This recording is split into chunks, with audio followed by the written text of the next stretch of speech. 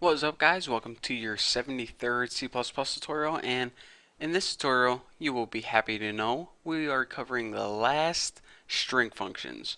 So after this tutorial, no more string functions for a while, so I bet you guys are glad about that. So the first thing I'm going to be covering is the string erase function.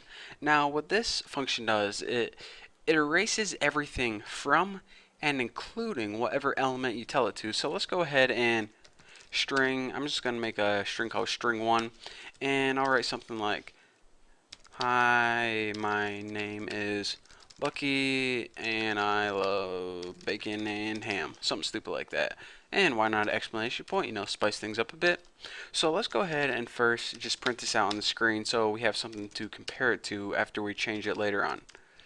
So now what I want to do is, let's say I want to erase, I want to erase everything from the 20th character on. So it's going to be like somewhere around here. And say this is the 20th character right here. I want to erase everything from here till the end of the string. Well, we need to use something called the erase function, and it's probably already in there, right there, erase, and it takes one parameter. What character do you want to begin erasing it? And remember, it includes the 20th character as well, so it doesn't start at 21. It actually erases the 20th character as well. So now let's go ahead and print out the new and improved erased string, and we'll go ahead and run it and see what it looks like. So the original string is, hi, my name is Bucky and I love bacon and ham, and the new string is, hi, my name is Bucky, and it erased everything from here on out. So that's all the erase function does. So now, aside from the erase function, I guess we can go ahead and keep this and this and this. The only line of code that's going to change in this tutorial is this. So now that we know what the erase function does, I want to talk to you guys about another function, and that's the replace function. So press S1, replace. This function's already filling in for me. Alright, the replace function takes three parameters. The first parameter it takes is, what character do you want to begin replacing it? And Bucky, I already know, is the 14th character, since this was the 20th character right here. So this B is the 14th index. The next parameter, so let's go ahead and put 14 in there right now before I forget. The next parameter it takes is, how many characters do you want to replace? So let's count. 1, 2, 3, 4, 5. Bucky is 5 characters long, so if we want to erase this entire thing, or in other words replace it, we're going to start at the 14th character and replace 5 characters. So that's going to replace the entire word Bucky. So the third parameter it takes is, what do you want to replace it with? So now that we have Bucky replaced, I think it would be only appropriate to, add a new name, like, I was just going to add it right there. That'd be way too easy. Like, Samuel Jackson. And I spelled that wrong, but it doesn't really matter. So you don't have to replace it with the same number of characters. You're pretty much saying, alright, what do you want to replace? And what do you want to replace it with? So if we go ahead and run this, we can see that the original string was, hi, my name is Bucky and I love bacon and ham. And now the new string took Bucky out and added Samuel Jackson, so it says, hi, my name is Samuel Jackson, I love bacon and ham. And he probably does. So what replace does is basically takes a certain bit out of the string and replaces it with something else. Easy enough. So now I want to talk to you guys about one last string function, and that's insert. Now what insert does is it inserts a substring into the string, but it doesn't take anything out like it did Bucky before.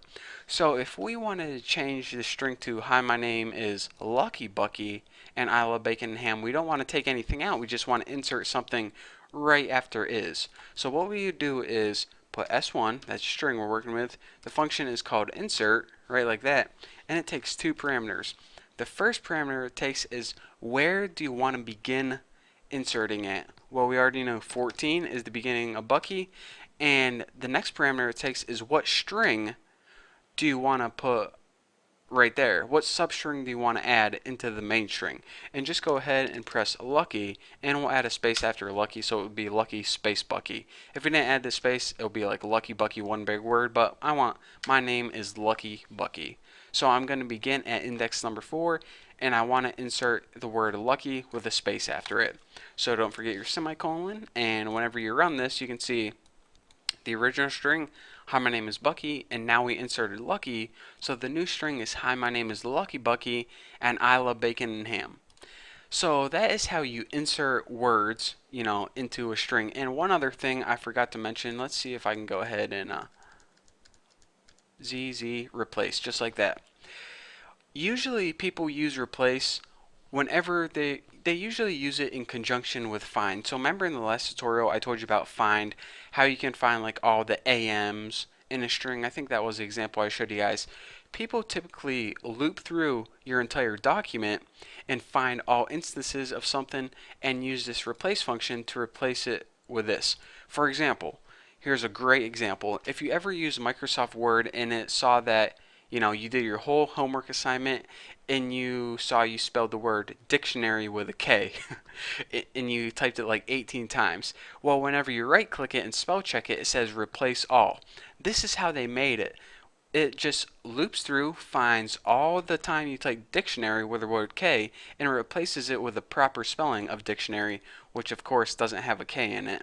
So if you're ever wondering how Microsoft coded that find and replace, these are the methods they use to do it. So if you think, Microsoft is a bunch of genius programmers and they program in ways that you can never even learn, well, that's one of the techniques we already learned, that we just, learn the concept of it instead of applying it in a main program. But all they did is they used find, they looped through your entire document, found all the instances, and each time they found it, they called this replace and replaced it with the proper string. So there you go. There's a nice little example of when this would be useful in real life. So with that being said, that's all the well, I don't want to say that's all the string functions. There are probably like 200 string functions, but those are all the main ones that I want to cover. Now that we covered all the main string functions, whenever you're programming games and documents and applications later on, and we come across a string function, we don't have to look up what it means. Again, there are a bunch of different other string functions, but these are the main ones that you're going to come across in your programming. So that being said, take a deep breath, and we only got a couple more topics to cover. So I am ready for it, and to be honest, I'm getting kind of tired of learning C++. I'm ready to move on to game development with C++ and 3D modeling with C++ and the fun stuff. But hey, we gotta cover the boring stuff before we get to the fun stuff. Those are the rules of life. So thank you guys so much for watching. Thank you guys for sticking with me for what was it, like 73 tutorials already? I had super fun. I'm just gonna quit talking right now before I mess up anything else. But anyways, thank you guys for watching, and I'll see you guys in the next video.